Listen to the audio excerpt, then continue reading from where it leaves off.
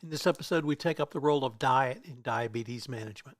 Hello, everyone. This is Tom Fox back again for another episode. I'm back with Dr. Byron Black. Byron, first of all, welcome back. Thank you. Glad to be here.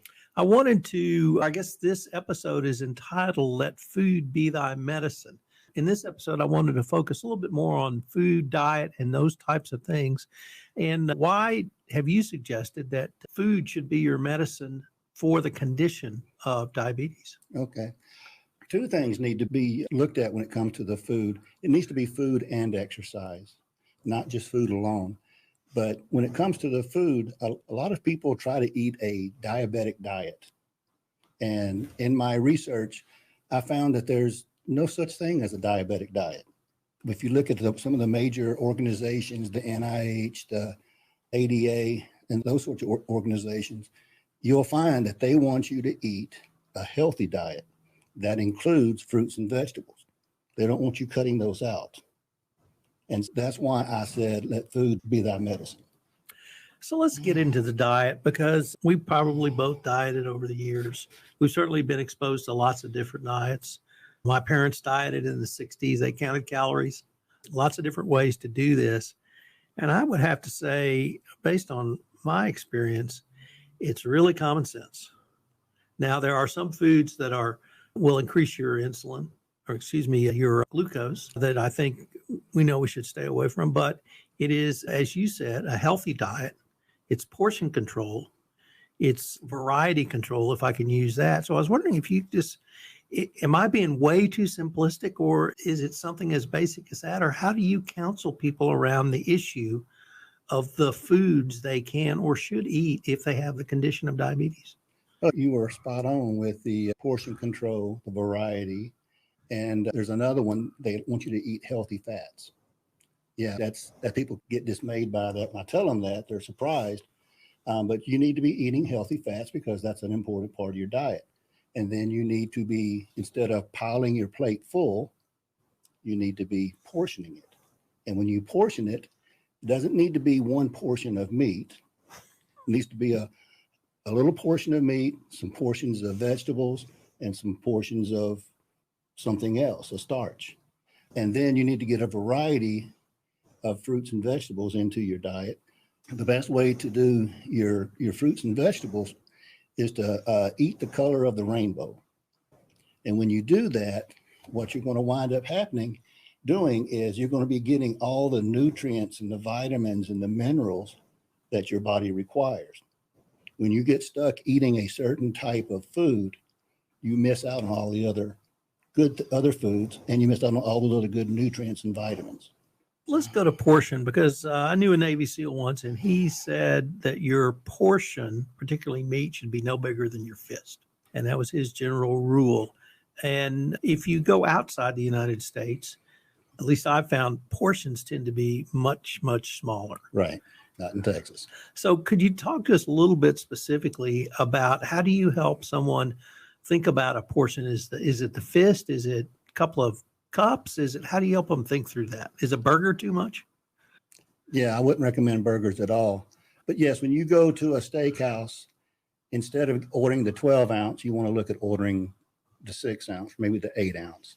And usually the portion size of vegetables and your starches are usually a pretty good size.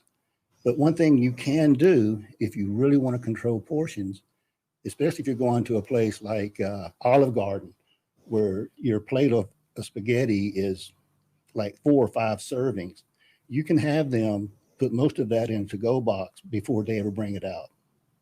And that way your portion is small. How about vegetables? Now, for me, it's pretty easy with strawberries and blueberries because I can take a cup. But things like a banana or a watermelon or an orange, is there a way to think through portion control with fruits? Not really, because they're such a healthy item. If you do want to do portion control, you can cut them in half, or you can cut the apple into quarters. But typically, when it comes to the fruits and the vegetables, there's not a big restriction on those because they're very low in calories, but very high in nutrients. How about vegetables? Can I equate a yellow squash to a green squash to a zucchini to a green bean to a piece of lettuce, or are they really different? They're very different. They have different minerals and nutrients in them. The best way to do the portion control on those is put some on your plate, eat your plate, and if you want some more, you can get some more. But what I tell people most of the time when I tell them that is check yourself. Are you still hungry? If you're not hungry, then don't eat anymore. People don't know when to stop eating is one of the biggest problems. How about starches? And I say this because, number one, I love starches. Number two, my wife is half Irish, so she double loves starches. Right. I grew up in the South where I think rice is a staple and bread. So how do you help someone really think through the starches, the breads, the things that really kick in your glucose? I tell them everything has a label on it now. A slice, if you look at a loaf of bread, it's going to have the contents of a slice. It's going to have the breakdown for calories, for starches, for sugars, for fats. Whatever's in that bread is going to be on there. And if the label on the bread says one slice is a serving, then if you have 2 pieces of bread, you've had 2 servings. And that's really the same with rice. A lot of things go in the size of cups and half cups. Look at your label on the food, and just if it says half a cup, then try to only eat half a cup. How about, I've heard the term insulin cascade. Can you explain what that is and how that relates to the food topics we've been discussing today? Certainly. The insulin cascade basically starts when you eat your meal. When you eat, then your body absorbs or breaks down the food into its components, and your intestines and stomach absorb the glucose in that food, from that food. And then it goes into the bloodstream. And when that happens, your blood sugar goes up. When that happens, then your pancreas will secrete insulin. That flows through your body, and it'll attach to a muscle cell. And when it attaches, it causes a plethora, millions of activities, physiological and biological, inside the muscle cell. And when that happens, I don't know why I'm pointing up for. You're going to cut this out, aren't you?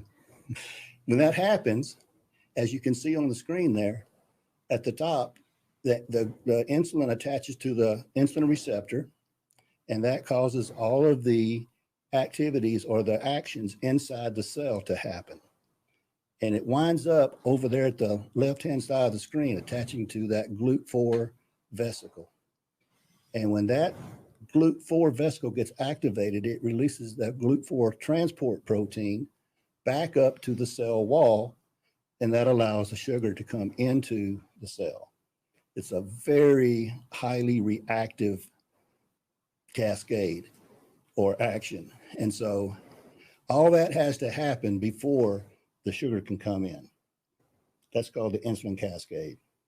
What about lipotoxicity? Lipotoxicity, that is the storing, it's a condition in the cell that is the storing of a lipid droplet or fat droplet in a non-fat storing area. So as our fat cells get fuller in our body, your body has to find a place to store the fat. And so it will store it in a cell. And when it does that, it is storing it in a non-fat storing area. And then that causes that cell to become ineffective, because that's what blocks the insulin cascade from happening. And that's what leads to insulin resistance. So is there a way to reverse the insulin toxicity or glucose toxicity, I should say? Lipotoxicity. Lipotoxicity. Is Yes. there a way to reverse that through not only some of the things we've talked about already, but specifically today, diet? The diet, you can take in you can do low fat diets, or take in your daily recommended amount of fat. And diet and exercise is the key. Exercise is what is going to reverse the lipotoxicity. When you do your aerobic activity, that is what helps burn that fat droplet and get it out of the cell. And when you do the strength training, that is what improves the effectiveness and the efficiency of the cell. It becomes a higher energy burning cell. So we're moving towards the end of this episode, but maybe we could summarize what we've talked about today. One is the portion control. Could you say a few summation words about portions? Portion control, you don't have to eat the entire thing. You can always cut it in half and enjoy the rest of it later. Don't fill your plate up to overflowing, and try to put more than 1 or 2 items on your plate. Try to break it down with more fruits, more vegetables, more starches, and a little bit of protein. And that really answered what I was going to ask you next, which is the types of food you should try and have literally with every meal. You should have a protein, which could be fish, chicken, turkey, beef, pork. You should have vegetables, and you should have a starch. And that's pretty much it. How about number of times to eat per day? Obviously, we grew up with 3 meals a day, but can you have meals in between or smaller meals and more of them? I hate to use the word snacks because that implies to me chocolate cake, and I don't want to suggest that, but can you have an in-between something, whether it's a nut, it's a fruit, it's a piece of something that's healthy? Yes. You want to start with breakfast. Breakfast is the most important meal of the day, because just as the word says, it breaks a fast. When you go to bed at night, you go into a fasting mode, a slow metabolism. And when you eat breakfast in the morning, that turns it back on. So you definitely want to have breakfast. And it doesn't have to be a Denny's or IHOP size breakfast. It can be a piece of bagel or fruit or something like that, just to get the stomach going.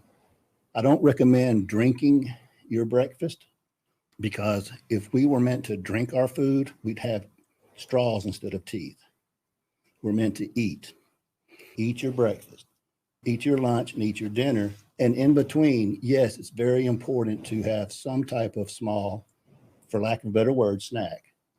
Piece of fruit, just anything that is considered in the healthy range. Not a Snickers or a bag of potato chips, but fruit, vegetables, almonds, some nuts, anything like that. Dr. Black, unfortunately, we now are at the end of our time, but before we leave, if our listeners wanted any more information on yourself or any of the topics you've touched on today, what would be the best place or places for them to go? They can call me at 210-569-4129. They can call me or text me, or they can go to my website.com, or they can send me on my Facebook page.